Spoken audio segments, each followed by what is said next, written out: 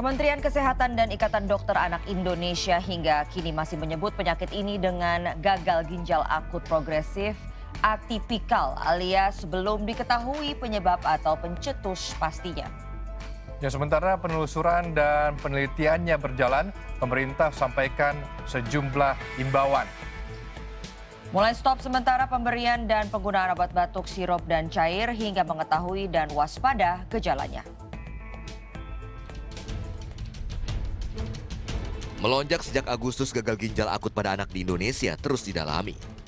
Temuan hingga kini penyakit ini tak berkorelasi dengan vaksin ataupun infeksi COVID-19, seperti pernah dikhawatirkan sebelumnya.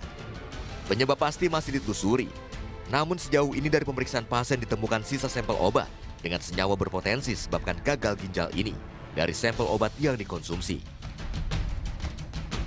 Kami belum bisa mempublish ini karena sedang dalam satu penelitian.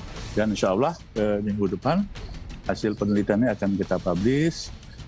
Kira-kira dugaan yang sudah kita sebutkan tadi apa? Apakah memang senyawa campuran obat?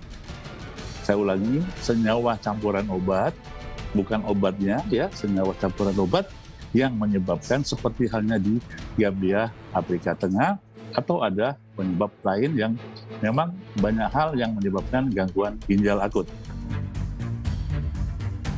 Untuk pencegahan, Kementerian Kesehatan untuk sementara meminta seluruh tenaga kesehatan dan fasilitas kesehatan untuk sementara ini tidak meresepkan dan tidak memberikan obat batuk dalam bentuk cair ataupun sirup.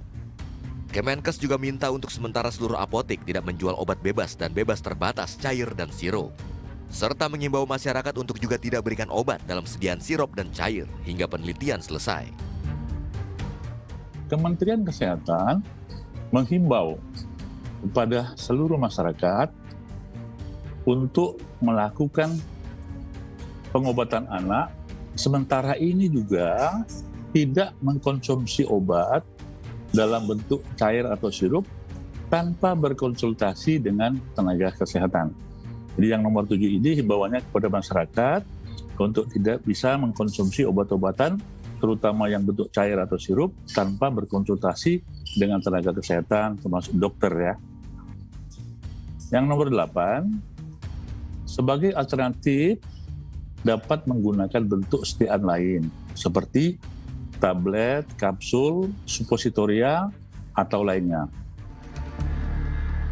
Orang tua dengan anak di bawah 18 tahun, khususnya balita, diimbau untuk mencermati gejala, diantaranya penurunan frekuensi dan jumlah buang air kecil, terlebih sampai tidak buang air kecil sama sekali, dengan atau tanpa batuk pilek, demam, mual, dan muntah, untuk segera dibawa dan diperiksa ke fasilitas kesehatan.